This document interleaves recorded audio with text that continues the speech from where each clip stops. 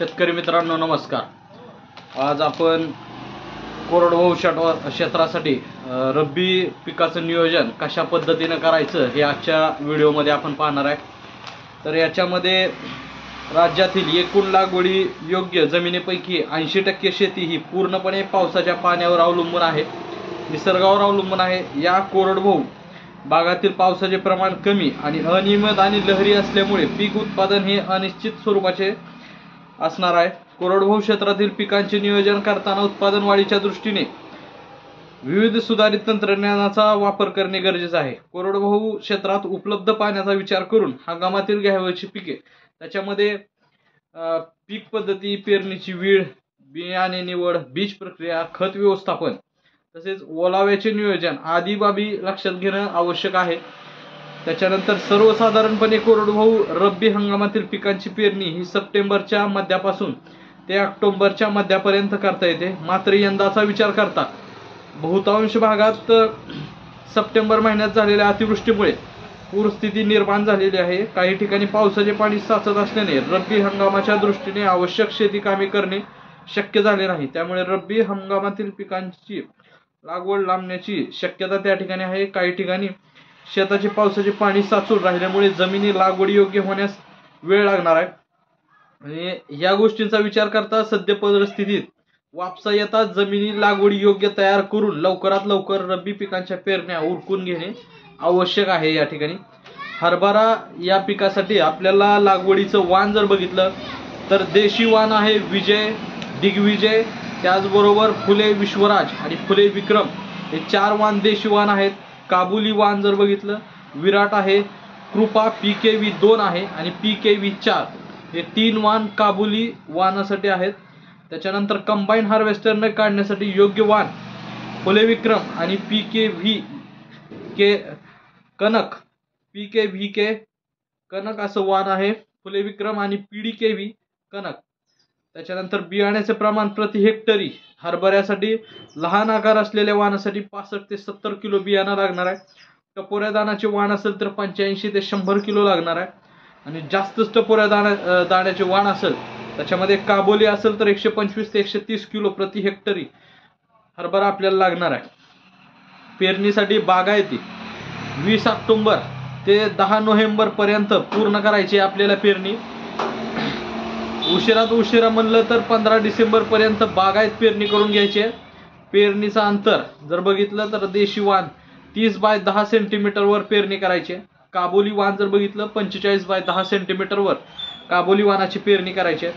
खत व्यवस्थापन करत असताना शेवटच्या वखरणीच्या वेळी 5 टन शेणखत जमिनीत मिसळायचे।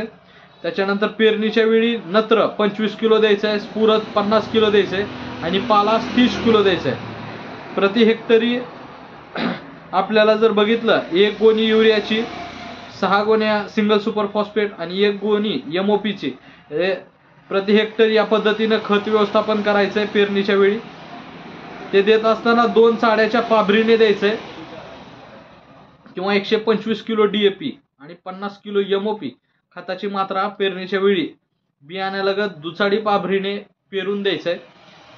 हेक्टरी प्रमाण सांगितलं 125 किलो DAP आणि 50 किलो MOP ही खताची मात्रा आपल्या पेरणीच्या वेळी बियाण्यालगत दुचाडी पाभरीने पेरून द्यायचंय। बीज प्रक्रिया करत असताना प्रति किलो बियाणाला 2 ग्रॅम थायरम आणि ट्रायकोडर्मा वापरत असाल तर 5 ग्रॅम प्रति किलो बियाणाला चोळून घ्यायचंय। त्यानंतर रायझोबियम आणि PSB प्रत्येकी 25 ग्रॅम प्रति किलो बियाणाला वापरायचंय। जैविक खतांची गोळ्याच्या थंड द्रावणाबरोबर मिसळून बीज प्रक्रिया करायची। त्याच्यानंतर पाणी व्यवस्थापन करत असताना जमिनीत ओलावा खूप कमी असेल आणि एखादे पाणी देणे शक्य असेल तर पिकाला फुले येऊ लागताच आपल्याला पाणी त्या ठिकाणी देऊन घ्यायचंय। त्याच्यानंतर ज्वारी पिकासाठी आपण वाण जमिनीच्या प्रकारानुसार म्हणजे हलकी जमीन असेल तर ज्वारी पिकासाठी खोली 30 सेंटीमीटर पर्यंत, जर हलकी जमीन असेल तर फुले अनुराधा, फुले माऊली, फुले यशोगती या पद्धतीचं वाण त्या ठिकाणी आहे। मध्यम जमीन जर असेल 60 सेंटीमीटर पर्यंत फुले सुचित्रा, फुले चित्रा, फुले माऊली, परभणी मोती, मालदांडी 35 या पद्धतीच्या व्हरायटी मध्यम जमिनीसाठी, ज्या जमिनी 60 सेंटीमीटर पर्यंत मध्यम आहेत त्याच्यानंतर भारी जमीन 60 सेंटीमीटर पेक्षा जास्त, त्याच्यामध्ये फुले वसुधा, फुले यशोदा, CSV 22, PKV क्रांती, परभणी मोती आणि परभणी सुपर आणि हुरड्यासाठी स्पेशल असं फुले मधुर वाण आहे. बियाणे जर बघितलं ज्वारीचं तर हेक्टरी 10 ते 12 किलो बियाणं त्या ठिकाणी लागणार आहे. पेरणीचे अंतर जर बघितलं तर 45 सेंटीमीटर बाय 15 ते 20 सेंटीमीटर पेरणीचं अंतर त्या ठिकाणी ठेवायचे. खत व्यवस्थापन करत असताना शेवटच्या वखरणीच्या वेळी 5 टन शेणखत आपल्याला जमिनीत मिसळायचंय. पेरणीच्या वेळी नत्र 50 किलो, स्फुरद 25 किलो, पालाश 25 किलो प्रति हेक्टरी. त्यामध्ये अंदाजे आपण जर बघितलं 2 गोणी युरिया, 3 गोण्या सिंगल सुपर फॉस्फेटच्या, 1 गोणी MOP या पद्धतीनं खत मात्रा 2 चाड्याच्या पाभरीनं द्यायच्या आहेत. त्याच्यानंतर बीज प्रक्रिया जर ज्वारीला करायची असेल तर प्रति किलो बियाण्याला 4 ग्रॅम गंधक चोळायचं. त्यानंतर ॲझोटोबॅक्टर आणि PSB 25 ग्रॅम प्रत्येकी या पद्धतीनं जैविक खतांची बीज प्रक्रिया त्या ठिकाणी करायची आहे. पाणी व्यवस्थापन करत असताना कोरडवाहू ज्वारी संरक्षित पाण्याच्या सोय असल्यास पीक गर्भावस्थेत असताना पेरणीनंतर 28 ते 30 दिवसांनी किंवा पीक पोटरीत असताना 50 ते 55 दिवसांनी पाणी द्यायचंय. 2 पाणी देणे शक्य असल्यास वरील दोन्ही नाजूक अवस्थेत पिकाला पाणी द्यायचंय. त्याच्यानंतर करडई या पिकासाठी वाण आहे SSF 658, त्याच्यानंतर SSF 708, फुले करडई, फुले चंद्रभागा, नारी 6, नारी NH1 बिगर काटेरी वाण.